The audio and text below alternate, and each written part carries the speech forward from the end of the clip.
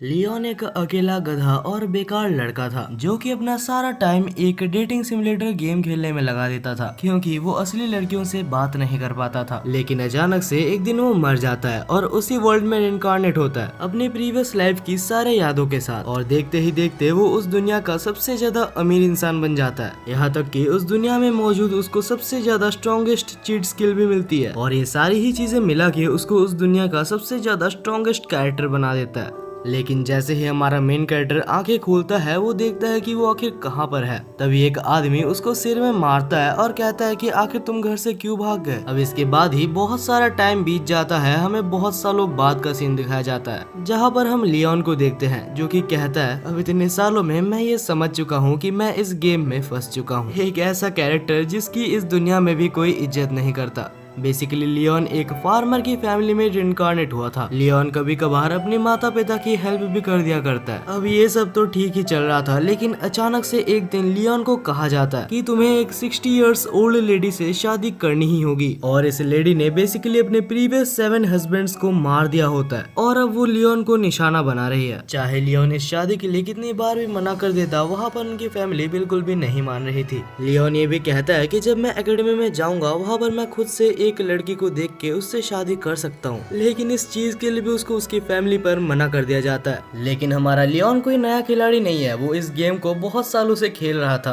तो लियोन को बेसिकली इस दुनिया के बारे में बहुत कुछ पहले से पता है।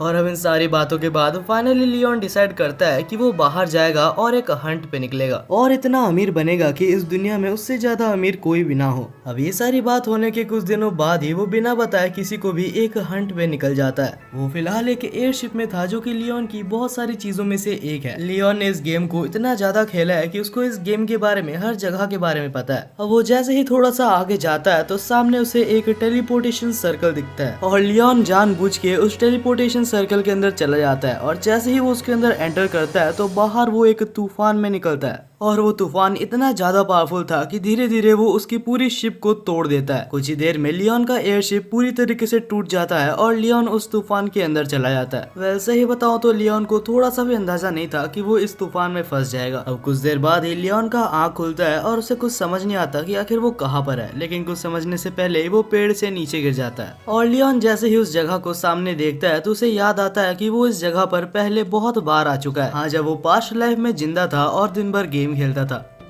अब लियोन चुपचाप उस अबैंडन्ड जगह के अंदर जाता है। उसे लगता है कि यहाँ पर ही अंदर कहीं रूम में एक बहुत ही बड़ा ट्रेजर हो सकता है। थोड़ा सा और आगे बढ़ने पे लियोन को वहाँ पर एक रोबोट दिखता है जो कि उस जगह को गार्ड कर रहा था।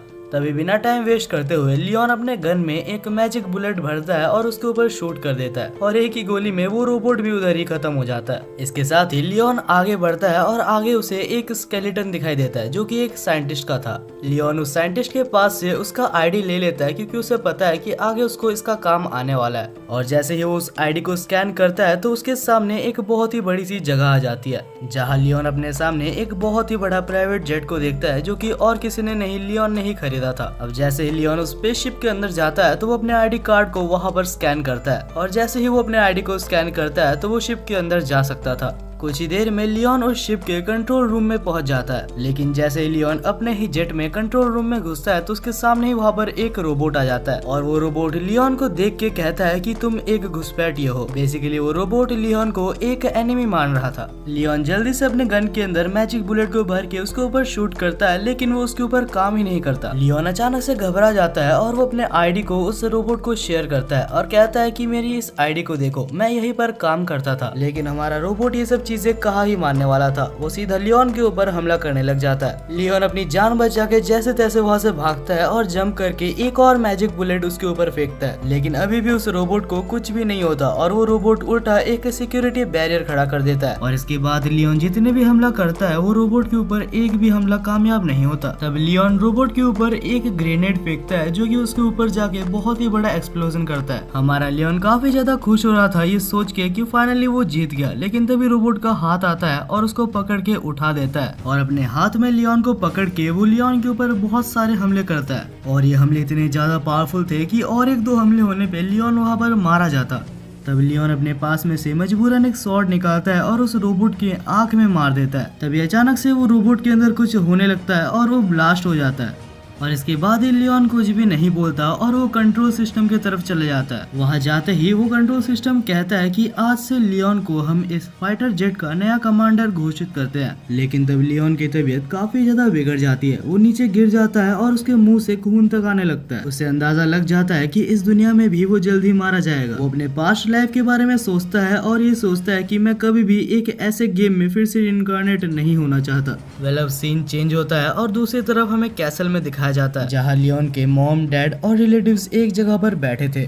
तब उसके रिलेटिव जिसका नाम जोला था वो कहती है कि मुझे लगता है कि तुम्हारा बेटा लियोन यहाँ से भाग गया है, और ऐसा तो होना ही था। मुझे उस लियोन के ऊपर पहले से ही कोई भरोसा नहीं था। तभी लियोन के डैड को बाहर से कुछ आवाजें आती है, और जैसे ही वो लोग बाहर देखते हैं तो वो देखते हैं कि लियोन अपने फाइटर जेट के साथ बहुत सारे ट्रेजर के साथ वहाँ पर पहुँच चुका था। लियोन की तबीयत बिल्कुल ही सही थी, और तब लियोन अपने रिलेटिव जोला को कहता है कि मैं तुम्हारे उस 60 इयर्स ओल्ड लेडी से शादी नहीं करने वाला। और क्योंकि लियोन के पास अभी एनफ पैसा है तो वो कहता है कि मैं एक एकेडमी ज्वाइन करूंगा, और हो सके तो वहाँ पर मैं खुद अपने लिए एक लड़की देख सकता हूँ। अब भाई नहीं पता क्यों, लेकिन मुझे लियोन की नीयत यहाँ पर थोड़ी सी ठीक नहीं लग रही।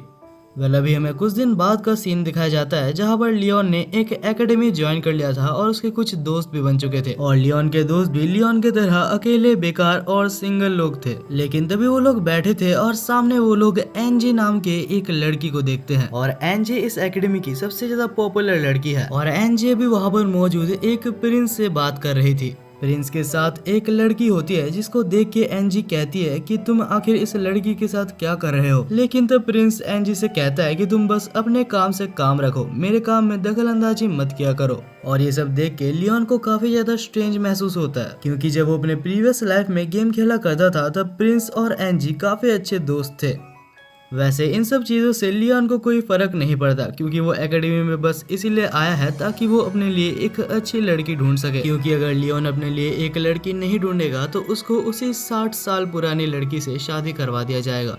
वेल लियोन बिल्कुल ही कॉन्फिडेंटली अपने क्लास में इंट्रोडक्शन देता है, लेकिन कुछ देर बाद उसे पता चलता है कि बहुत ही जल्दी उनके एकेडमी में एक फ्रेशर्स पार्टी होने वाला है, और लियोन के लिए ये कोई मौका से कम नहीं था। वो बहुत से खाने की चीजें और बाकी सब इंतजाम करता है ताकि वो बात कर सके। लेकिन जैसे ही फ्रेशर्स पार्टी चालू होती है तो लियोन से जो लोग बात करने आते हैं वो लोग काफी अजीब थे। उन्हें देख के लियोन को कुछ अच्छा फील नहीं होता, और लियोन का ऐसा महसूस करना बिल्कुल ठीक था, क्योंकि वो लोग आते हैं और लियोन का खाना खा के उससे बात की भी नहीं वहाँ से चले जाते हैं। लियोन को कुछ समझ नहीं आता कि आखिर अभी उसे क्या करनी चाहिए, लेकिन तभी उसे बाहर से कुछ आवाज आती है। लियोन जैसे ही बाहर देखता है तो वो देखता है वहाँ पर एक लड़की को बहुत सारे सीनियर लड़कियां मिलके परेशान कर रही थी। लियोन उस लड़की को देखता है और उस लड़की का नाम ओलिविया था। लियोन उस लड़की को देखते साथ ही पहचान जाता है, क्योंकि इसके पास्ट लाइफ में ये लड़की उस गेम की मेन कैरेक्टर थी।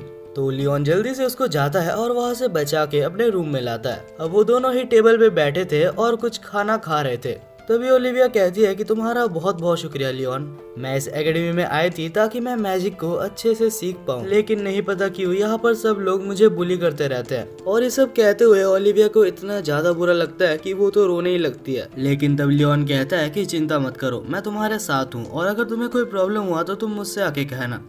इसके अगले दिन हम लियोन और ओलिविया को देखते हैं, जो कि एक लड़की के पास आती है, और ये लड़की कोई और नहीं ओलिविया की बड़ी बहन है। और उसकी बड़ी बहन कहती है कि अगर तुम्हें हमारे साथ रहना है तो तुम्हें मुझे एक महंगा डायमंड नेकलेस गिफ्ट करना होगा। लेकिन ओलिविया के पास इतने पैसे नहीं कि वो एक डायमंड नेकलेस खरीद सके। तब लियोन कहता है कि ओलिविया चिंता मत करो, उस नेकलेस के लिए मैं पैसे दे दूंगा। अब इसके कुछ दिनों बाद ही हमें सबको कैसल के अंदर दिखाया जाता है, जहाँ सब लोग एक क्वेस्ट के लिए रेडी होते हैं। इन्हें अपने फिजिकल एनहेंसमेंट के लिए डंजन में भेजा जाएगा, जहाँ पर इन्हें कुछ क्वेस्ट्स कंप्लीट करने हैं। लेकिन लियोन काफी ज्यादा गुस्से में था, क्योंकि सारे अच्छे काम तो नोबल्स और प्रिंसेसेस को दे दिया जाता है, और लियोन को तो केव में बस कचरा साफ करने के लिए जाना है। तभी हमें फिर से प्रिंसेस एनजी और प्रिंस को दिखाया जाता है, और प्रिंसेस एनजी अभी भी उस छोटी सी लड़की को भला बुरा बोल रही थी, क्योंकि वो उसके प्रिंस के आसपास हमेशा घूम रही है। लेकिन तब उस छोटी सी लड़की को प्रोटेक्ट करने के लिए प्रिंस उसके सामने आ जाता है। जल्दी वहाँ पर बाकी सारे नोबल्स आ जाते हैं और वो लोग डंजन के लिए निकल जाते हैं। अब डंजन के अंदर ओलिविया को कुछ मैजिकल क्रिस्टल्स दिखते हैं, जिन्हें देख के वो काफी ज्यादा खुश हो जाती है, और वो लियोन को कहती है तो क्या हम इसे बेच सकते हैं, क्योंकि इसको बेचने से हमें काफी ज्यादा पैसे मिलेंगे। लेकिन हमारा लियोन इस बात को बिल्कुल ही इग्नोर कर देता है, क्योंकि अंबानी का लड़का जो है। और इसके बाद ही लियोन डंजन के और ज्यादा अंदर जाने लगता है, ये उम्मीद करते हुए कि वहाँ पर उसे कुछ मॉन्स्टर्स मिलेंगे जिनको कि मार के वो अपने पावर्स को फ्लेक्स कर सके। और ऐसा ही होता है क्योंकि जैसे ही वो लोग डंजन के अंदर पहुंचते हैं तो वहाँ पर बहुत सारे एंट मॉन्स्टर्स उनको दिखते हैं जो कि लियोन और ओलिविया के ऊपर हमला करने ही वाले थे। लेकिन तब लियोन अपना स्वॉर्ड निकालता है और एक ही सेकंड के अंदर सबको मार गिराता है। और इतना अच्छा फाइटिंग स्किल देख के ओलिविया काफी ज्यादा इंप्रेस हो जाती है। ओलिविया पूछती है तो लियोन आखिर तुमने इतनी अच्छी फाइटिंग कब सीखी? तब लियोन कहता है कि मैं बचपन से ही बहुत ज्यादा फाइटिंग प्रैक्टिस करते हुए आया हूँ। अचानक से तभी ओलिविया के ऊपर एक एंट हमला कर देता है, लेकिन ओलिविया को बचाने के लिए लियोन ने अपने हाथ को उसके बीच में ला दिया था और जल्दी से अपने पास से एक चाकू निकाल के उसको मार डालता है। और कुछ ही देर में वहाँ पर सारे नोबल्स भी पहुंच जाते हैं जो कि आके वहाँ पर मौजूद बाकी सारे एंट्स को मार गिराते हैं। और जब फाइनली ये सब खत्म हो जाता है तो हमें उसी छोटी सी लड़की को दिखाया जाता है जो कि प्रिंस के पीछे छुप रही थी। उस लड़की का नाम हमें मैरी बताया जाता है जो कि प्रिंस के पास जाके उसकी वुंड्स को हील कर देती है। लेकिन तभी वहाँ पर एंजी आ जाती है जो कि फिर से प्रिंस और मैरी को कुछ बोलने वाली थी, लेकिन प्रिंस मैरी को लेके वहाँ से चला जाता है। दूसरी तरफ हम ओलिविया को देखते हैं जो कि लियोन के वुंड्स को हील कर रही थी, लेकिन एक्चुअली लियोन को एक बात समझ ही नहीं आ रहा, ओलिविया इस गेम की मेन कैरेक्टर है और उसके पास्ट लाइफ में ओलिविया प्रिंस के साथ रहती थी। तो इस वक्त जब लियोन इस गेम में मौजूद है तो ओलिविया प्रिंस के जगह उसके साथ क्यों है? अब इसके अगले ही दिन हमें दिखाया जाता है कि कुछ लोग मिलके मैरी के कुछ इंपॉर्टेंट चीजों को जला देते हैं। और जब इस बारे में प्रिंस को पता चलता है तो वो एंजी को बुलाता है और एंजी से पूछता है तो आखिर तुमने उन चीजों को क्यों जलाया? लेकिन एंजी कहती है कि मेरे को इन सब चीजों के बारे में बिल्कुल भी नहीं पता। तभी हमें इस प्रिंस का नाम बताया जाता है जो कि जूलियट था। तभी प्रिंस जूलियट एंजी को कहता है कि तुम एक बहुत ही बड़ी झूठी हो और हाँ, मैरी से दूर रहना, क्योंकि अगर तुम उसके पास आने की कोशिश करोगी तो तुम्हारे साथ बहुत ही बुरा होगा। और जूलियट का ऐसा बर्ताव एंजी को बिल्कुल भी पसंद नहीं आता।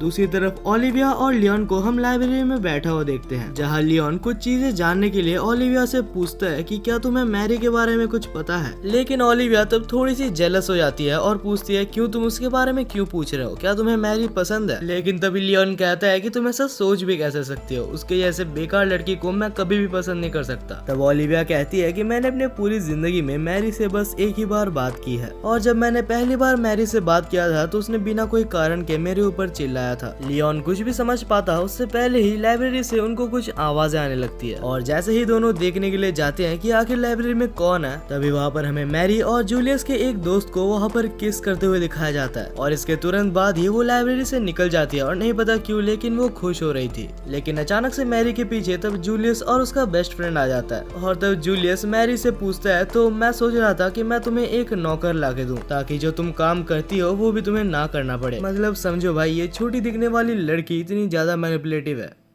और जब इन सब के बारे में एंजी को पता चलता है तो वो बहुत ही ज्यादा दुखी होकर रोने लगती है, क्योंकि मैरी से भी पहले वो जूलियस से सच्चा प्यार करती थी। दूसरी तरफ हमें ओलिविया की बड़ी बहन को दिखाया जाता है जो कि लियोन के रूम में घुस के आती है और लियोन को उठा के उससे पूछती है तो क्या तुम्हें मैरी के बारे में कुछ भी पता है? तो लियोन उसको सारी चीजों के बारे में बताता है और सब कुछ जानने के बाद वो कहती है कि जो तुम जान चुके हो उन सबको अपने अंदर ही रखना, और मुझे लगता है कि प्रिंस और मैरी से तुम्हें दूर रहना चाहिए क्योंकि वो लोग यहाँ के टॉप नोबल में आते हैं और अगर चाहे तो एक सेकंड के अंदर इस एकेडमी से तुम्हें निकाल सकते हैं। तब लियोन भी कहता है तो ठीक है, मैं उनसे कोई भी पंगा नहीं लेने वाला।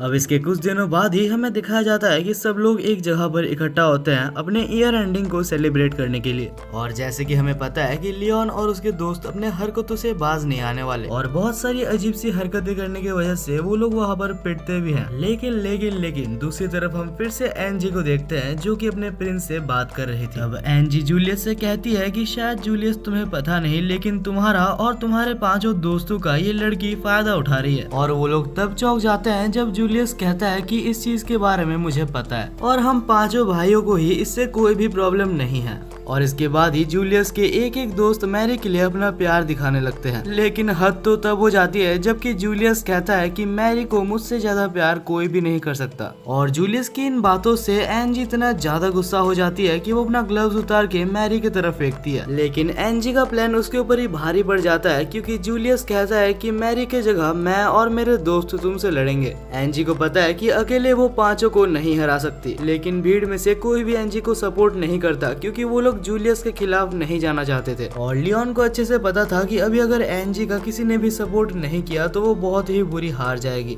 तो दूसरी बार ना सोच के लियोन सीधा जाता है और कहता है कि एनजी की तरफ से मैं तुमसे लड़ूंगा। और ये चैलेंज देख के वहाँ पर मौजूद सब लोग हैरान हो जाते हैं क्योंकि एक लो क्लास लड़का एक नोबल प्रिंस को चैलेंज कर रहा है। तब एनजी कहती है कि अगर मैं इस टूर्नामेंट को जीत जाती हूँ तो मैं चाहती हूँ कि जूलियस के आसपास मैरी फिर से मुझे ना दिखे। और तभी एनजी भी कहती है कि अगर जूलियस और बाकी सब जीत जाते हैं तो तुम जूलियस के साथ बात नहीं करोगी। तब लियोन कहता है तो क्यों ना हम एक रोबोट बैटल करें हमारे पीछे के एरिना में। लेकिन तब जूलियस और बाकी सब सोचते हैं कि लियोन पागल हो गया है क्योंकि कोई चारा ही नहीं कि लियोन और एनजी मिलके हम पांचों को हरा दे। लेकिन तब लियोन कहता है कि इतना ज्यादा कॉन्फिडेंट मत हो, बस इसीलिए क्योंकि तुम एक नोबल हो। और अपने गंदे से ग्लोव को जूलियस के मुंह पे फेंक के मारता है। अगले ही सीन में जब लियोन अपने रूम में आता है तो अपने वॉल में देखता है कि बहुत सारे हेटर्स उसके बारे में भला बुरा लिख के गए थे। और जब लियोन सीसीटीवी कैमरा चेक करता है तो उसे पता चलता है कि इनमें से कुछ उसके खुद के दोस्त भी लिख के गए हैं। लेकिन तब लियोन कहता है कि चाहे ये लोग कुछ भी कर ले, मुझे अभी उनका ईगो तोड़ने में बहुत मजा आएगा। तब एनजी कहती है कि तुम पागल हो गए हो, तुम्हें पता नहीं है कि वो लोग कौन है। प्लीज लियोन, मैं कह रही हूँ कि तुम इस टूर्नामेंट से क्विट कर दो, मेरे लिए तुम्हें ये सब करने की कोई भी जरूरत नहीं है। लेकिन तब लियोन कहता है कि मैं कभी भी किसी लड़ाई से भाग के नहीं जाता और चिंता मत करो, मेरे पास कुछ ऐसा है कि वो लोग मेरा कुछ भी नहीं बिगाड़ पाएंगे। अब इसके बाद हमें सीधा टूर्नामेंट का सीन दिखाया जाता है जहाँ पर जूलियस और बाकी सारे दोस्त अपने रोबोट्स को लेके आए थे और उनके रोबोट्स बिल्कुल ही टॉप टियर रोबोट्स में से आते हैं। दूसरी तरफ हम लियोन को देखते हैं जो कि फील्ड में काफी अजीब अजीब सी हरकतें कर रहा था। और तब लियोन देखता है कि लियोन के दोस्तों ने उसके ऊपर बेट लगाया कि वो इस टूर्नामेंट को जीतेगा।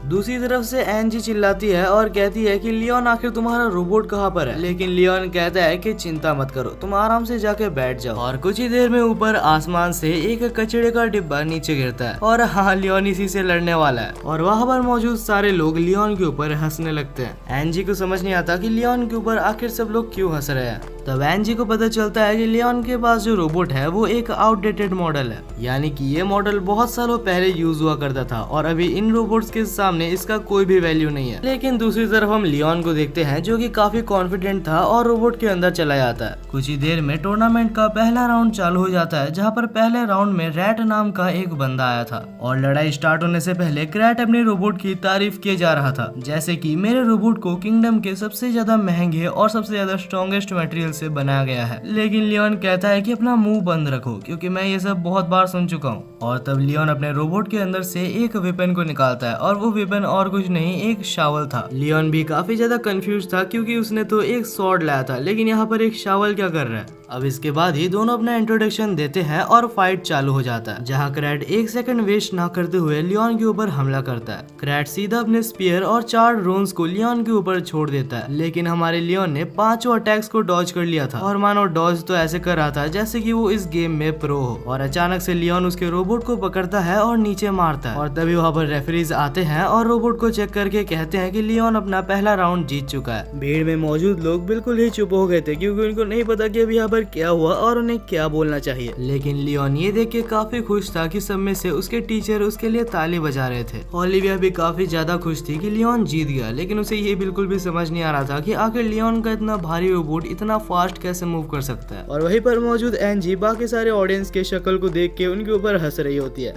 दूसरी तरफ जूलियस को भी कुछ समझ नहीं आ रहा था कि आखिर लियोन इतना ज्यादा पावरफुल कैसे बन गया। इसके बाद ही राउंड 2 चालू हो जाता है जहाँ पर ग्रेक नाम का एक बंदा आता है जिसके पास एक रेड आर्मर्ड रोबोट था जो कि आके कहता है कि लियोन, मुझे नहीं पता कैसे तुमने उसे हरा दिया, लेकिन तुम मुझे हराने का सोच भी नहीं सकते। और इसके कुछ देर बाद ही राउंड चालू हो जाता है जहाँ पर ग्रेक अपने स्वॉर्ड की मदद से लियोन के ऊपर हमला किए जा रहा था। लेकिन लियोन ने इस गेम को बहुत सालों तक खेला है तो उसके पास बहुत ज्यादा एक्सपीरियंस भी है। और तब वो ग्रेक को इतना जोर से मारता है कि वो नीचे गिर जाता है और लगता है कि लियोन का ग्रेक के साथ कोई पुराना दुश्मनी था, क्योंकि उसको हराने के बाद लियोन उसके रोबोट के टुकड़े टुकड़े कर देता है और आखिर में वो बाहर आके लियोन के ऊपर चिल्लाने लगता है। ऑफ कोर्स लियोन को बैक टू बैक 2 नोबल्स को हराते हुए देख वहाँ पर मौजूद सारे लोग बहुत ज्यादा हैरान थे। लेकिन इस बार ओलिविया बिल्कुल भी खुश नहीं थी क्योंकि उसको लग रहा था कि लियोन ने जैसे अपने ओपोनेंट को ट्रीट किया वो बिल्कुल ही रॉन्ग है। वेल, इसके बाद टाइम वेस्ट ना करते हुए 3rd राउंड भी चालू हो जाता है जहाँ पर क्रिस नाम का एक ब्लू कलर का आर्मर पहना हुआ रोबोट आता है। और जैसे ही लियोन को पता चलता है कि ये रोबोट एक स्वॉर्ड्समैन है तो वो पीछे हो जाता है और अपने ड्रोन्स को रिलीज कर देता है।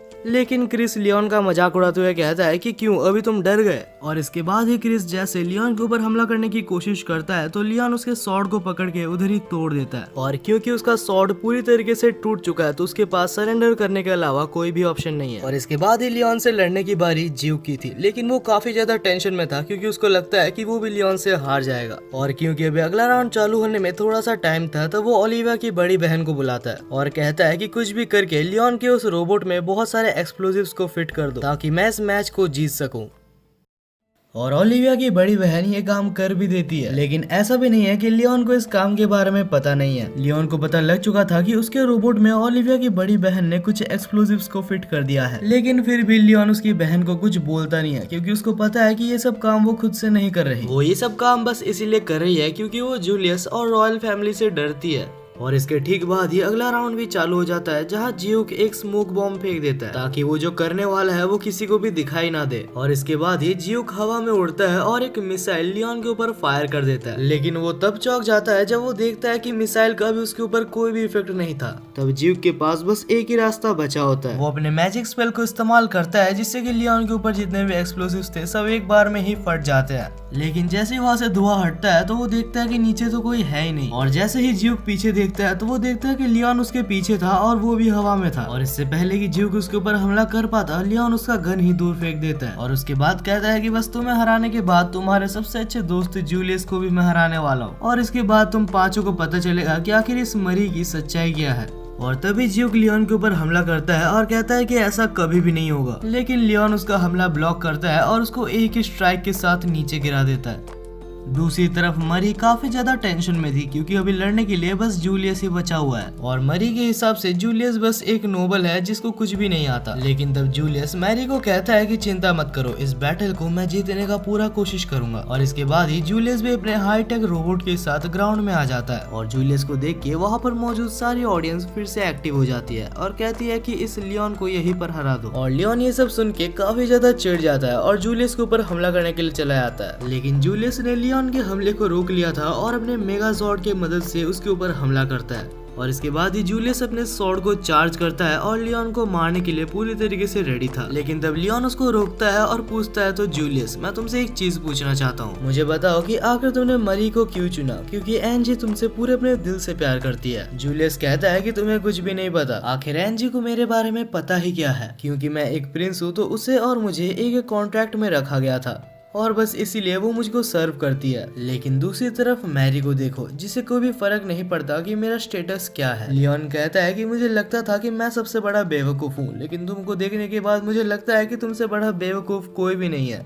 और तभी जूलियस बहुत ज्यादा गुस्से में आ जाता है और कहता है शायद तुम्हें पता नहीं तुम किससे बात कर रहे हो। और जूलियस के मुंह से ये सुन के लियोन का दिमाग और ज्यादा खराब हो जाता है। वो कहता है कि तुम्हें क्या पता मेरे साथ क्या क्या हुआ है और मैं कौन हूँ, तुम जैसे नोबल्स मेरे जगह को कभी भी नहीं समझ सकते। और जूलियस कहता है कि मुझे नहीं पता तुम क्या कह रहे हो, लेकिन मरी के लिए मैं इस फाइट को जरूर जीतूंगा। और जूलियस के मुंह से ये सारी बातें सुनने के बाद एंजी रो पड़ती है क्योंकि उसको पता चल जाता है कि जूलियस उससे बिल्कुल भी प्यार नहीं करता। यहाँ तक कि ओलिविया भी एंजी को डिफेंड करने के लिए खड़े होकर कहती है कि एंजी तुमसे बहुत दिल से प्यार करती थी, लेकिन जूलियस इन सारी बातों को इग्नोर कर देता है और कहता है कि मैं जिसे पसंद करता हूँ वो बस मरी है और मैं तब तक लड़ने वाला हूँ जब तक कि हम दोनों में से कोई मर नहीं जाता। लेकिन अब हमारा लियोन इन सब बातों से बहुत ज्यादा पक चुका है। वो कहता है कि अगर तुम मुझे हरा सकते तो अभी तक हरा देते, लेकिन तुम बस बोलना ही जानते हो। और ये बातें सुन के जूलियस काफी ज्यादा गुस्सा हो जाता है और अपने रोबोट को चार्ज करके लियोन के तरफ बढ़ता है। लेकिन तब लियोन अपने रोबोट का एक स्पेशल मूव यूज करता है जिसका नाम प्लाज्मा ब्लास्टर था और वो अटैक इतना ज्यादा पावरफुल था कि उसके एक अटैक से ही उसके रोबोट के टुकड़े टुकड़े हो जाते हैं। और ये सब चीजें वहाँ पर बैठी ऑडियंस को हजम नहीं होती, तो वो लोग चिल्लाने लगते हैं कि लियोन एक चीटर है। लेकिन हमारे लियोन को इन सब बातों से 1% भी फर्क नहीं पड़ता। वो रोबोट से उतरता है और एंजी के पास जाता है और एंजी से कहता है कि तुम्हारा बहुत बहुत शुक्रिया, क्योंकि बहुत दिनों बाद मुझे किसी का ईगो तोड़ के बहुत ज्यादा मजा आया। लेकिन तभी वहाँ पर ओलिविया आती है और कहती है कि तुम बहुत ही ज्यादा पावरफुल हो लियोन, हालांकि तुमने सभी को हरा दिया है लेकिन सारे स्टूडेंट्स अभी तुमको हेट करेंगे, बस इसीलिए क्योंकि तुमने प्रिंस और उनके दोस्तों को हराया है, तो कोई भी नहीं देखेगा कि तुम कितने ज्यादा पावरफुल हो। तब लियोन कहता है कि मेरे को कोई फर्क नहीं पड़ता कि मेरे बारे में कौन क्या सोचता है। वेल अब इनको साइड में रखे तो दूसरी तरफ हम एनजी को देखते हैं जो कि जूलियस के पास जाती है, क्योंकि जूलियस बहुत ही ज्यादा इंजर्ड था तो वो उसके पास रहना चाहती थी। और वो जूलियस को ये भी समझाती है कि मैं तुमसे कितना ज्यादा प्यार करती हूँ। लेकिन जब जूलियस पूछता है तो मेरे को बताओ कि आखिर मेरा फेवरेट फूड कौन सा है, तब एनजी उस सवाल का बिल्कुल ही गलत आंसर देती है।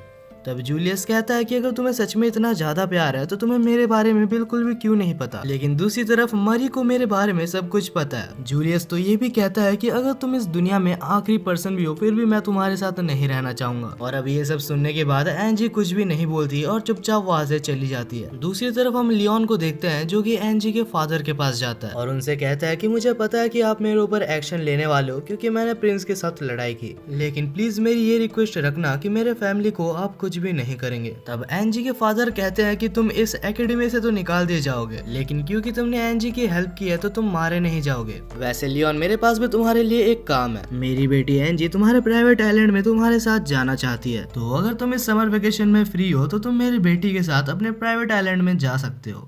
और ये सब बात करने के बाद ही लियोन वहाँ से चला आता है। अगले ही सीन में हम एनजी और ओलिविया को देखते हैं जो कि लियोन के प्राइवेट जेट में थे। लेकिन एनजी काफी ज्यादा दुखी थी क्योंकि उसको लग रहा था कि लियोन के जितने भी प्रॉब्लम्स है सब एनजी की वजह से ही हो रहा है। ओलिविया एनजी को कहती है कि चिंता मत करो, लियोन बिल्कुल ही ठीक है। और एनजी अगर तुम्हें पता नहीं लियोन वैसा ही है। एनजी अगर लियोन को तुम जूलियस से लड़ने के लिए मना भी कर देती फिर भी लियोन नहीं रुकता। दूसरे सीन में हमें लियोन के घर में दिखाया जाता है जहाँ पर लियोन की ग्रैंड मदर यानी कि जोरा काफी ज्यादा गुस्सा थी और कहती है एक बार लियोन घर जाए तो मैं उसे बताऊंगी कि आखिर उसने क्या किया है। लेकिन तभी घर में लियोन के साथ एनजी भी आती है और कहती है कि लियोन ने मेरी जान बचाई है। और क्योंकि एनजी एक बहुत ही बड़ी नोबल और प्रिंसेस है तो एनजी को देखते साथ ही लियोन के चुड़ैल ग्रैंड मदर का बिल्कुल ही बिहेवियर चेंज हो जाता है। और अभी लियोन के पूरे फैमिली के साथ इंट्रोडक्शन के बाद ओलिविया और एनजी लियोन के प्राइवेट आइलैंड में जाते हैं, जहाँ पर एनजी और ओलिविया लियोन के प्राइवेट हॉट स्प्रिंग को टेस्ट करने की कोशिश करते हैं। अब हॉट स्प्रिंग में नहाते नहाते एनजी ओलिविया से पूछती है, ओलिविया मेरे को एक चीज सच सच बताना, क्या तुम्हें लियोन पसंद है? ओलिविया थोड़ी सी शर्मा जाती है और कहती है मैं लियोन को बहुत ज्यादा एडमायर करती हूँ, उसका स्टेटस मुझसे बहुत ज्यादा ऊपर है और मुझे नहीं लगता कि मेरे जैसे एक लड़की को कभी भी लियोन पसंद करेगा। और इसके बाद ही ओलिविया कहती है कि ऐसा तो नहीं है कि तुम लियोन को पसंद नहीं करती। तब एनजी कहती है कि जो सब चीजें लियोन मेरे बारे में जान चुका है तो उसके बाद मेरे को नहीं लगता कि लियोन मेरे को कभी भी पसंद करेगा, और वैसे भी मैं अभी तक जूलियस को भूल नहीं पाई।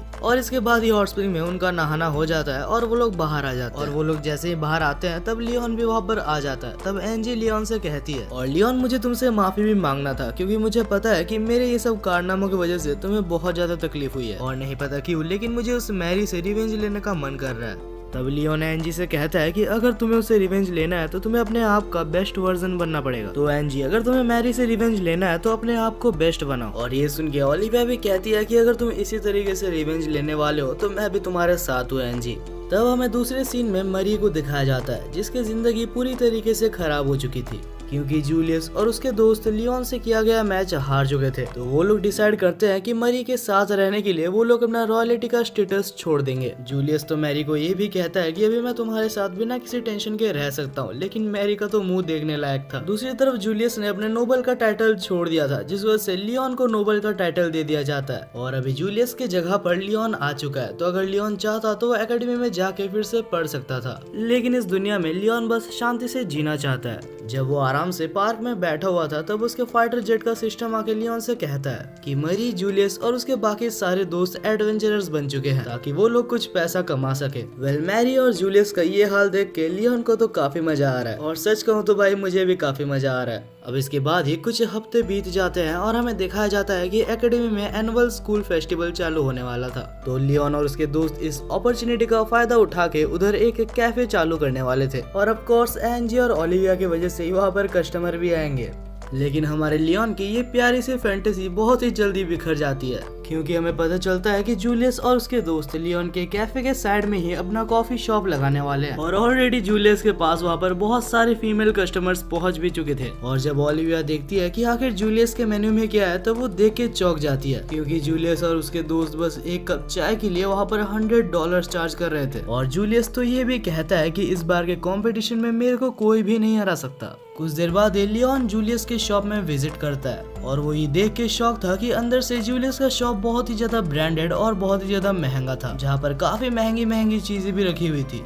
लियोन के चेहरे पे ये उदासी देख के वहाँ पर मौजूद सारे लोग बहुत ही ज्यादा खुश थे। और तभी वहाँ पर मैरी आती है एक बहुत ही ज्यादा महंगा ड्रेस पहने हुए, और आते साथ ही कहती है कि चिंता मत करो लियोन, तुम्हारे शॉप में कोई आने ही नहीं वाला, क्योंकि हमारे शॉप में जूलियस और उनके दोस्त खुद सर्व करने वाले हैं, इसीलिए हमने $100 का चार्ज रखा है। और आखिर में वो लियोन को चैलेंज करती है कि तुम्हारे शॉप में कोई भी नहीं आने वाला, तो अपने डाउनफॉल के लिए रेडी रहो। और ये सुन के लियोन कहता है तो ठीक है, मैं भी देखता हूँ कि आखिर तुम लोग कैसे जीतते हो। अगले दिन हमें ओलिविया को दिखाया जाता है जो कि कुछ एडवर्टाइजिंग कर रही थी, लेकिन वहाँ पर मौजूद सारी लड़कियां उसको इग्नोर कर रहे थे और कहते हैं कि ये तो वही है जो कि लियोन के साथ थी। और जैसे ही ओलिविया को ऐसे लगने लगता है कि उसके एडवर्टाइजिंग करने की कोई भी फायदा नहीं है, तभी एक लड़की जिसका नाम कार्ला था वो कहती है तो मैं तुम्हारे कैफे में जरूर आऊंगी।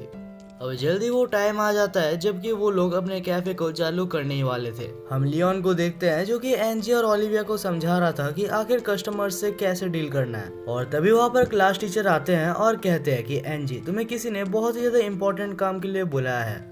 और जब एंजी फाइनली उस पर्सन से मिलने जाती है तो वो ये देख के काफी ज्यादा चौंक जाती है कि वो इस पूरी किंगडम की प्रिंसेस लेडी मायोलिन थी। और लेडी मायोलिन एंजी से कहती है कि मुझे उस लियोन नाम के लड़के से मिलना है। एंजी को लगता है कि क्वीन लियोन को पनिशमेंट देने के लिए आई है, क्योंकि लियोन ने क्वीन के बेटे जूलियस के साथ फाइट जो की थी। तब एंजी कहती है कि क्वीन अगर आप चाहे तो मेरे को वो पनिशमेंट दे सकती है जो कि आप लियोन को देना चाहती है, क्योंकि लियोन ने मजबूरी में आके मेरे लिए वो सब काम किया था। लेकिन क्वीन कहती है कि मैं तो बस लियोन से माफी मांगना चाहती हूँ, क्योंकि अगर इस पूरी चीज में किसी की गलती है तो वो मेरे बेटे जूलियस की है। दूसरी तरफ हम जूलियस के कैफे में देखते हैं जहाँ पर बहुत सारी भीड़ थी, और ऑफ कोर्स लियोन और ओलिविया के पास कोई भी नहीं आ रहा था। लेकिन अचानक से वहाँ पर एक लड़की आती है जो कि आगे बहुत ही रूडली कहती है कि तुम्हारा कस्टमर आ चुका है। दूसरी तरफ हम क्वीन को देखते हैं जो कि डोर ओपन करती है ताकि वो लियोन से मिल सके। लेकिन क्वीन ये देख के काफी ज्यादा चौंक गई थी कि लियोन को एक लड़की गार्बेज की तरह ट्रीट कर रही है, और यहाँ तक कि वो लियोन के सिर के ऊपर पैर रख के कहती है कि तुम जैसे कॉमनर को मेरे सामने खड़े रहने की कोई भी हक नहीं है। और एंजी जब ये सब होता हुआ देखती है तो वो खुद को रोक नहीं पाती और उस लड़की को एक हाथ से ही ऊपर उठा देती है, और फिर उसको दूर फेंक के कहती है कि तुम्हें कोई भी हक नहीं कि तुम उसके साथ ऐसा बिहेव करो। और तभी हमें उस लड़की को दिखाया जाता है जिसका नाम स्टेफनी था, और तब वो एंजी को देख के कहती है अरे तुम तो वही लड़की हो जिसको कि प्रिंस जूलियस ने बहुत ही बुरी तरीके से रिजेक्ट कर दिया था। और इसके बाद एंजी को ज्यादा बोलने के लिए डरती है, क्योंकि स्टेफनी की जो फैमिली है वो एंजी की फैमिली से ज्यादा पावरफुल है। और तब एंजी को सपोर्ट करने के लिए ओलिविया खड़ी होती है और कहती है कि एंजी एक बहुत ही अच्छी लड़की है। लेकिन तब स्टेफनी उसको देखती है और कहती है तुम जैसे कॉमनर को बीच में बोलने का हक किसने दिया? क्या तुमने अपनी शक्ल कभी आईने में देखी है? जब दो नोबल्स बात कर रहे होते हैं तो कॉमनर्स को बीच में बोलने का कोई हक नहीं होता। लेकिन तभी लियोन कहता है कि बस तुमने ओलिविया को बहुत ज्यादा बोल दिया, मैं उसके बारे में एक और बुरा शब्द नहीं सुनूंगा। और क्योंकि लियोन बीच में बोल रहा था तो स्टेफनी के बॉडीगार्ड्स लियोन को एक बहुत ही जोर का थप्पड़ मारते हैं। और तभी बीच में क्वीन भी सबको शांत कराने की कोशिश करती है और कहती है कि बस बहुत हो गया, तुम लोग शांत हो जाओ। लेकिन तब स्टेफनी मुंह पे क्वीन को कहती है कि तुम्हारा मुंह बंद रखो, तुम्हारी बातें कोई भी नहीं सुन रहा। एंजी उसे बताने की कोशिश करती है कि तुम किंगडम के क्वीन से बात कर रही हो, लेकिन शायद तब तक बहुत ज्यादा देर हो चुकी थी, क्योंकि हमारे लियोन का दिमाग अलग ही सनक चुका था। वो कहता है कि मुझे तो बस एक मौका चाहिए था तुम सबको मारने का। और तब लियोन स्टेफनी के सारे बॉडीगार्ड्स को एक ही पंच के साथ वहां पर नॉकआउट कर देता है। और इसके ठीक बाद लियोन क्वीन के पास जाता है और कहता है स्टेफनी तुम जिससे ऐसे बात कर रही थी वो इस किंगडम की क्वीन मायोलिन है, और मैंने डिसाइड किया है कि अगर कोई भी क्वीन से ऐसे बात करेगा तो मैं उसका खुद पर्सनल केयर लूंगा। क्वीन कहती है कि लियोन रुक जाओ, तुम्हें ऐसा कुछ भी करने की जरूरत नहीं है, मैं तो बस तुमसे बात करने आई थी। लेकिन लियोन को इतना ज्यादा गुस्सा आ रहा था कि उसका माइंड बिल्कुल ही आउट ऑफ कंट्रोल हो चुका था। और इस वक्त अगर लियोन को कोई रोक सकता था तो वो लियोन का मास्टर है। और लियोन के मास्टर को देखते साथ ही लियोन अपने होश में आ जाता है। और जैसे ही लियोन होश में आता है तो सबसे पहले वो सबसे माफी मांगता है और कहता है कि क्वीन आप जो भी पनिशमेंट कहेंगे मैं उसे लेने के लिए रेडी हूँ। लेकिन तब क्वीन कहती है कि मैं तुम्हें यहाँ पर पनिशमेंट देने के लिए नहीं आई हूँ, मैं बस तुमसे सॉरी कहना चाहती थी क्योंकि मेरे बेटे जूलियस की वजह से तुम्हें काफी परेशानी हुई। और उसे डांटती भी है क्योंकि उसने जूलियस के साथ कुछ ज्यादा ही बदतमीजी से फाइट की। लेकिन हमारा लियोन क्वीन के बातों पर कम और क्वीन पे ज्यादा ध्यान दे रहा था। लियोन बिना टाइम वेस्ट करते हुए क्वीन का हाथ पकड़ता है और कहता है कि मुझसे शादी कर लो। और ये सब सब बातें सुन के क्वीन बहुत ही ज्यादा ब्लश करती है और कहती है कि मेरी शादी हो चुकी है और अगर तुम्हें नहीं पता तो मेरा एक हस्बैंड भी है। लेकिन लियोन कहता है कि मुझे इससे कोई भी फर्क नहीं पड़ता, तुम बहुत ही ज्यादा खूबसूरत हो और यही काफी है। लेकिन तभी लियोन की फील्डिंग सेट हो जाती है क्योंकि पीछे जूलियस आ चुका था। आते साथ ही वो लियोन को बहुत ही जोर से मारता है और दूर फेंक देता है और तब जूलियस अपने मदर से कहता है कि लियोन से दूर रहना क्योंकि वो एक बहुत ही ज्यादा लालची और बेकार आदमी है। लेकिन कुछ ही देर में जब क्वीन को सारे कारनामों के बारे में पता चल जाता है तब क्वीन कहती है कि असली लालची तो तुम हो जूलियस, मुझे लगा नहीं था कि एक ऐसे ऑर्डिनरी चाय और बिस्किट्स के लिए तुम $100 तक चार्ज करोगे। वो ये भी कहती है कि जूलियस मुझे तुमसे ये बिल्कुल भी उम्मीद नहीं थी कि एक छोटी सी लड़की तुम्हें मैनिपुलेट करके तुमसे ये सब काम करवाएगी। और ये सारी ही बातें बाहर खड़ी होकर मरी भी सुन रही होती है और बहुत ज्यादा टेंशन ले रही होती है क्योंकि क्वीन उसके ऊपर काफी ज्यादा गुस्सा है और उसके साथ वो कुछ भी कर सकती है। दूसरी तरफ हमें लियोन को दिखाया जाता है जो कि अकेले बैठ के सोच रहा था कि आखिर मैं इतना ज्यादा गधा कैसे हो सकता हूँ, मुझे लगा भी कैसे कि आखिर क्वीन मुझसे शादी कर लेगी। और तभी वहाँ पर वो लड़की जिसका नाम कार्लस था वो आती है और कहती है तो क्या मुझे यहाँ पर अभी भी एक चाय मिल सकती है। लेकिन लियोन का मूड काफी ज्यादा खराब था तो वो कहता है कि नहीं, हमारी शॉप बंद हो चुकी है। और तब अचानक से कार्लस लियोन को रिक्वेस्ट करने लगती है और कहती है तो प्लीज मेरे फैमिली को बचाने में मेरी हेल्प करो।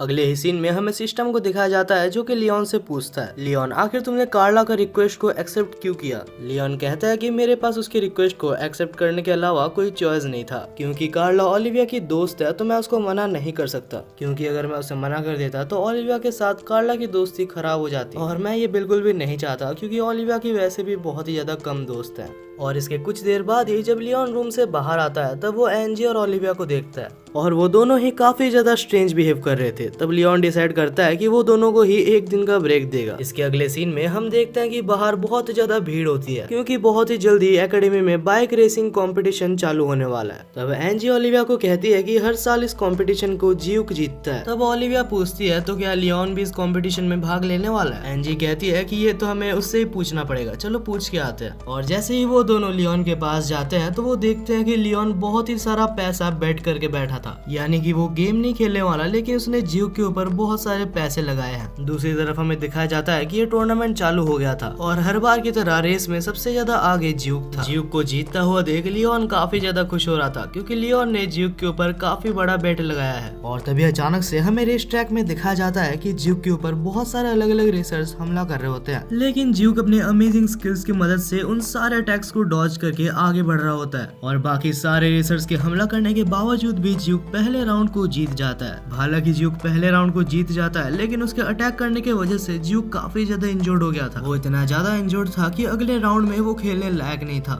और वहीं पर एनजी भी होती है जो कि सोच रही होती है कि क्या जियूक के रिप्लेसमेंट में कोई और भी जा सकता है। लेकिन तभी वहाँ पर जियूक की एक्स गर्लफ्रेंड आ जाती है और यही होती है जिसने कि उन प्लेयर्स को बोला था जियूक के ऊपर हमला करने के लिए। तब एनजी कहती है कि क्या तुम्हें थोड़ी सी भी शर्म नहीं आई ऐसा काम करवाते हुए। लेकिन तब वो एनजी को कहती है कि तुम्हारा मुंह बंद रखो और जाके दूसरे प्रिंस को खोजो ताकि तुम शादी कर सको।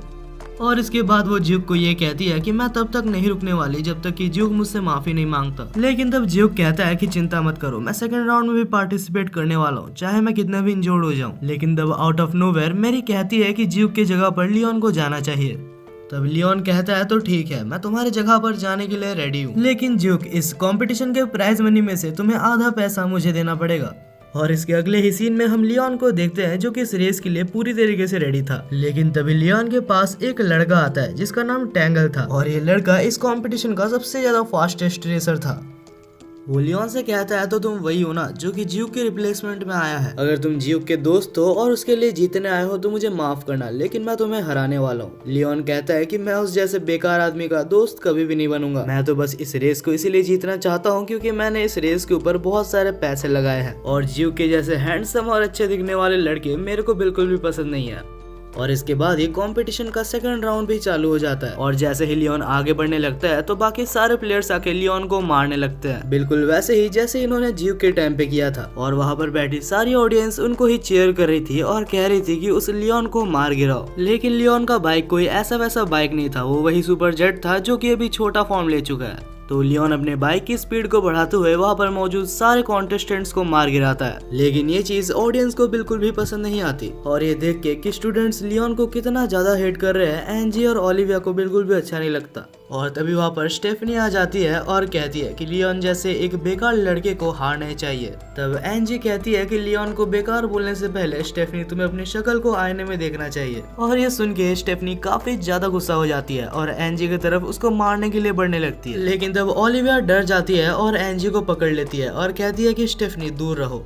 और तभी स्टेफनी ओलिविया को फिर से देखती है और कहती है तुम तो वही कॉमनर हो जो कि बार बार बीच में आते रहती हो। क्या तुम्हें पता नहीं कि एंजी भी एक नोबल है और तुम्हारे आने से पहले वो भी कॉमनर्स को बहुत ज्यादा हेट करती थी। और ये सुन के ओलिविया एंजी की तरफ देखती है और इससे पहले कि एंजी कुछ कह पाती ओलिविया वहाँ से रोते रोते चली जाती है। और ये होने के बाद एंजी को इतना ज्यादा गुस्सा आता है कि वो स्टेफनी को एक बहुत ही जोर का थप्पड़ मारती है। वहीं पर हमें लियोन को दिखाया जाता है जो कि अपने गाड़ी को बहुत ही ज्यादा स्लो कर देता है और बाकी सारे प्लेयर्स को उसके आगे जाने देता है। और कुछ ही देर में उसके बाइक में लगे नाइट्रोस को वो एक्टिव करता है और बहुत ज्यादा स्पीड से उन सब के आगे निकलने लगता है। और लियोन को कुछ ही सेकंड्स लगते हैं सेकंड नंबर पोजीशन में आने के लिए। अब लियोन के सामने जो था वो बस टैंगल था। टैंगल लियोन को देखता है और कहता है कि मैं तुम्हें जीतने नहीं दे सकता। लेकिन लियोन कहता है कि सॉरी, लेकिन मुझे लगता है कि तुम मुझे हराने के काबिल नहीं हो। और ये कहकर लियोन उस मैच को जीत जाता है। रेस को जीतने के लिए लियोन ने अपने बाइक को काफी ज्यादा प्रेशर दिया था, जिस वजह से लियोन का बाइक ब्लास्ट हो जाता है और वो नीचे गिरने लगता है। लेकिन सही टाइम पे टैंगल उसे बचा लेता है और कहता है कि रेस जीतने की वजह से मैं तुम्हें रेस्पेक्ट करता हूँ।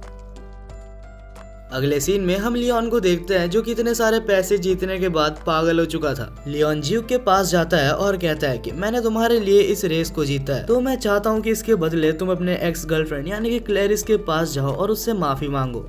इसके बाद ही हम जीव को देखते हैं जो कि क्लैरिस के पास जाता है और उससे माफी मांगता है और कहता है कि मुझे माफ कर देना क्लैरिस, लेकिन मुझे अभी मरी से प्यार हो चुका है। और ये सुन के क्लैरिस जीव को बहुत ही जोर का थप्पड़ मारती है और कहती है कि तुम ऐसा कह भी कैसे सकते हो। क्लैरिस के पीछे टैंगल भी काफी ज्यादा गुस्सा था और वो भी उसे मारने वाला था, लेकिन तब क्लैरिस उसे रोकती है और कहती है कि इसको मार के कोई भी फायदा नहीं है। बाद में हम क्लैरिस और टैंगल को देखते हैं जो कि लियोन के साथ मीटअप करते हैं। क्लैरिस कहती है कि मुझे लगा था लियोन कि तुम एक बहुत ही बेकार पर्सन होगे, लेकिन अब लगता है कि तुम इतने भी बेकार पर्सन नहीं हो। इससे पहले कि लियोन वहाँ से जाता, क्लैरिस कहती है कि तुम्हें अपने दोस्त ओलिविया को एक बार देखना चाहिए, क्योंकि जब तुम रेसिंग ट्रैक पर थे तब ओलिविया और एंजी के बीच में शायद थोड़ा सा झगड़ा हो गया था।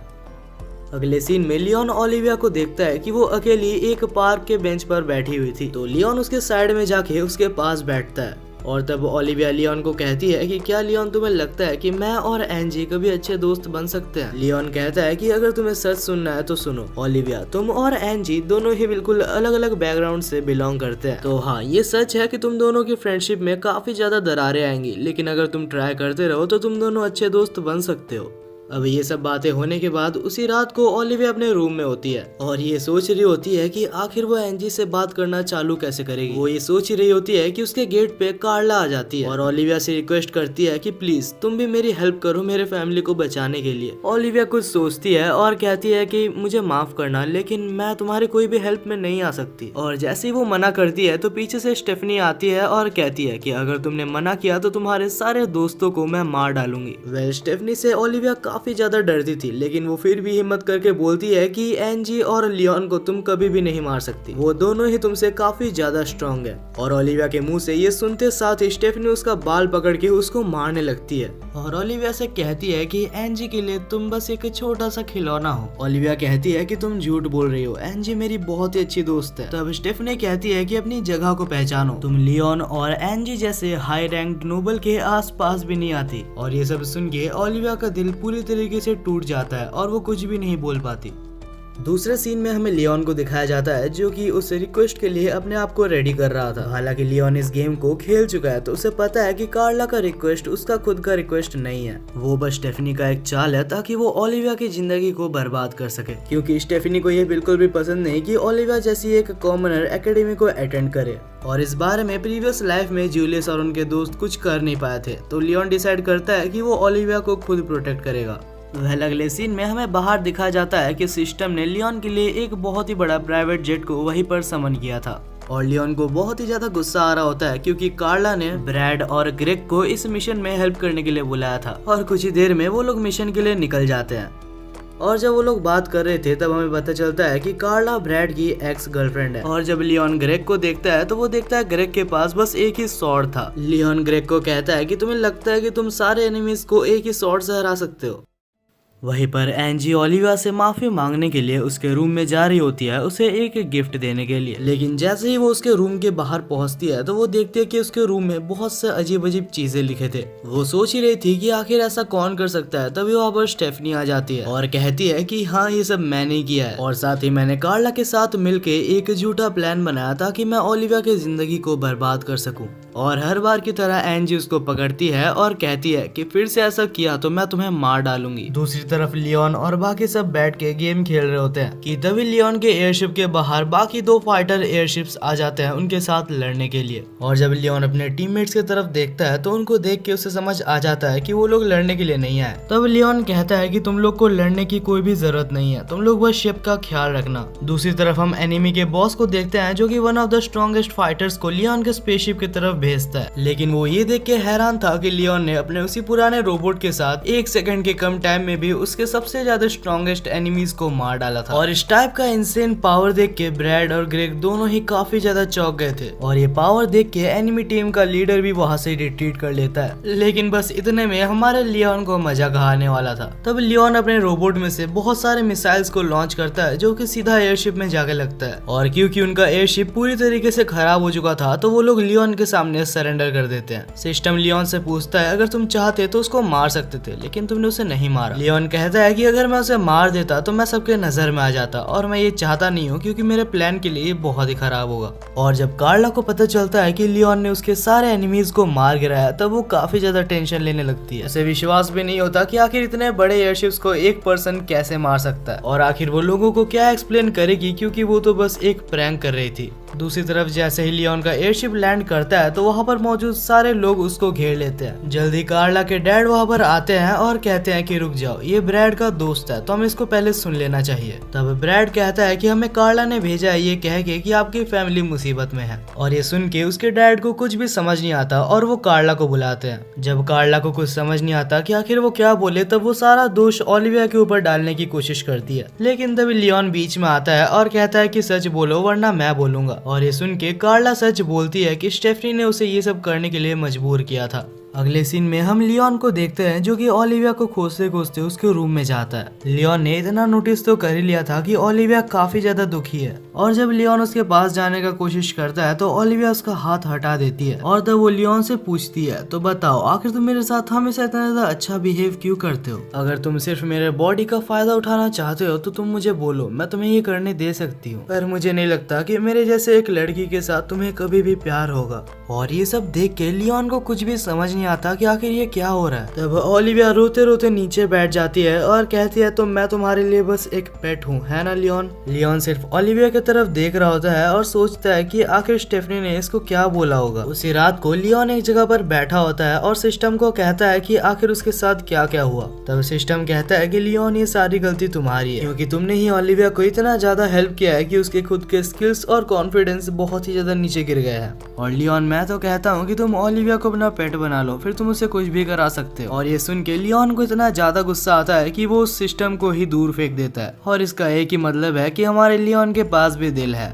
और तभी वहाँ पर लियोन के पास ब्रैड आ जाता है जो कि स्वॉर्ड की प्रैक्टिस करने लगता है। लियोन कहता है कि तुम मैजिक में काफी ज्यादा अच्छे हो तो आखिर तुम स्वॉर्ड को प्रैक्टिस क्यों कर रहे हो? ब्रैड कहता है कि मुझे स्वॉर्ड में अच्छा बनना ही पड़ेगा, नहीं तो मैं तुम्हें आखिर कैसे हरा सकता हूँ, और अगर मैं तुम्हें हरा नहीं पाया तो आखिर मैं मरी को कैसे प्रोटेक्ट करूंगा। तब लियोन कहता है कि आखिर उस बेकार दिखने वाली लड़की में ऐसा है क्या जो तुम सब उसके पीछे पड़े हुए हो। और ये सुन के ब्रैड इतना ज्यादा गुस्सा हो जाता है कि वो दोनों ही लड़ने के हालात में आ जाते हैं। वेल ये लड़ाई बिल्कुल ही एक तरफा था क्योंकि लियोन उसको बहुत ही जल्दी हरा देता है और ब्रैड उसको ये कहते हुए वहां से चला जाता है कि एक दिन मैं तुम्हें हरा के रहूंगा। अगले सीन में हम देखते हैं कि लियोन और बाकी सब ब्रेकफास्ट के लिए बैठे होते हैं जहाँ पर सिस्टम उसे कहता है कि बहुत सारे एयरशिप्स तुम्हारे तरफ बढ़ रहे हैं। और ये सुन के ब्रैड और ग्रेग कहते हैं कि इस बार मैं तुम्हारे साथ लड़ना चाहता हूँ, हमारे पास भी रोबोट्स हैं तो हम भी तुम्हारे साथ लड़ सकते हैं। दूसरी तरफ हमें ओलिविया को दिखाया जाता है जो कि काफी ज्यादा दुखी थी क्योंकि उसे ऐसा लग रहा था कि उसने लियोन के साथ काफी बदतमीजी से बात की। और तभी वहाँ पर स्पेसशिप के ऊपर अटैक होता है। ओलिविया को समझ नहीं आता कि आखिर ये क्या हो रहा है। जैसे ही ओलिविया बाहर देखती है तो उसे बहुत सारे एनिमी एयरशिप्स और लियोन दिखाई देते हैं और लियोन बहुत ही मुश्किल से लड़ रहा होता है अपने स्पेसशिप्स को बचाने के लिए, क्योंकि इस बार लियोन के एनिमीज पूरी तैयारी के साथ और काफी ज्यादा स्ट्रॉन्ग बन के आए थे। लेकिन कुछ ही देर में लियोन के रोबोट को एक और रोबोट बहुत ही गंदी तरीके से मार गिराता है और ये देख के ओलिविया लियोन की तरफ जाने लगती है। लेकिन बीच में लियोन के सिस्टम के कुछ रोबोट्स ओलिविया को रोक देते हैं, पर ओलिविया अपने पावर्स की मदद से उन रोबोट्स को डिफ्यूज कर देती है। और इसके बाद जैसे ही ओलिविया आगे बढ़ती है तो उसके सामने ही वही रोबोट आ जाता है जो कि लियोन को हरा रहा था और ये रोबोट स्पेशली ओलिविया को यहाँ से ले जाने के लिए ही आया है। लेकिन बिल्कुल सही टाइम पे ब्रैड वहाँ पर आ जाता है और ओलिविया को बचा लेता है। वो ओलिविया को कहता है कि जल्दी से जल्दी यहाँ से भागो, लेकिन वो रोबोट बहुत ही जल्दी खड़ा होके बाकी फिर से ब्रैड को मारने लगता है। दूसरी तरफ लियोन उन छोटे छोटे रोबोट्स को मार रहा होता है, लेकिन ये रोबोट्स भी काफी ज्यादा स्ट्रॉन्ग थे। तब सिस्टम लियोन को कहता है कि एक रोबोट ओलिविया को कैप्चर करने की कोशिश कर रहा है। तो लियोन वहाँ पर बहुत ही स्पीड में उसके पास पहुंचने की कोशिश करता है, लेकिन जब वो पहुंचता है तब वो देखता है कि ब्रैड और ग्रेग ने मिलके ऑलरेडी उस मॉन्स्टर को हरा दिया था। लेकिन वो मॉन्स्टर पूरी तरीके से हरा नहीं था और ट्रिक करके ओलिविया को पकड़ लेता है। तब लियोन एक सेकंड वेस्ट ना करते हुए अपने मैक्स पावर को ऑन करके उस रोबोट के टुकड़े टुकड़े कर देता है, यहाँ तक कि उस रोबोट को जो कंट्रोल कर रहा था लियोन उसको भी नहीं छोड़ता। ओलिविया लियोन को देखती है और सोचती है कि आखिर लियोन इतना ज्यादा पावरफुल कब बन गया। और तब ओलिविया ब्रैड के पास जाती है और ब्रैड के सारे इंजरीज को हील करने लगती है। और जब लियोन उन दोनों को साथ में देखता है तो लियोन स्माइल करता है और कहता है कि तुम दोनों बहुत ही अच्छे लग रहे हो।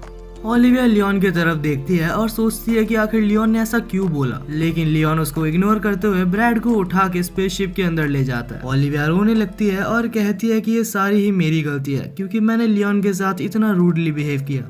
दूसरी तरफ हम लियोन को देखते हैं जो कि सिस्टम के हेल्प से सारे डॉक्यूमेंट्स को इकट्ठा करने में कामयाब रहा था, जिससे कि वो प्रूव कर पाया कि इन सारी चीजों के पीछे स्टेफनी का हाथ है।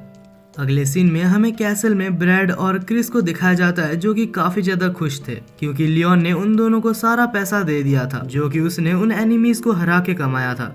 जहां दूसरी तरफ क्वीन मायलिन और बाकी सारे गार्ड्स मिलकर स्टेफनी को कैप्चर करने में कामयाब होते हैं, क्योंकि इससे पहले कि स्टेफनी सारे सबूत मिटा पाती लियोन ने क्वीन को सब कुछ बता दिया था। और आखिर में लियोन डिसाइड करता है कि सबसे बढ़िया यही होगा कि मैं ओलिविया और एंजी दोनों की ही जिंदगी से दूर चला जाऊं। और क्योंकि लियोन कुछ ही समय में बहुत सारे नोबल्स की हेल्प कर रहा था, तो सारे नोबल्स के पास से उसको थैंक यू का लेटर आता है और लियोन का नोबल का स्टेटस और ज्यादा ऊपर चला जाता है। लेकिन हमारा लियोन बहुत ही ज्यादा गुस्सा हो रहा था, क्योंकि उससे बस एक नॉर्मल साइड कैरेक्टर की लाइफ जीनी थी, क्योंकि मैं अभी एक बहुत ही ज्यादा हाई रैंक्ड नोबल हूँ तो सारी लड़कियां मेरे पीछे आएंगी। लियोन के दोस्त कहते हैं कि आखिर तुम इससे परेशान क्यों हो, ये तो बहुत ही अच्छी बात है, और जहाँ तक मुझे लगता है तुम्हें ओलिविया और एंजी से भी बात करना चाहिए। लेकिन जैसे ही लियोन उन दोनों का नाम सुनता है तो वो आगे कुछ भी नहीं बोलता।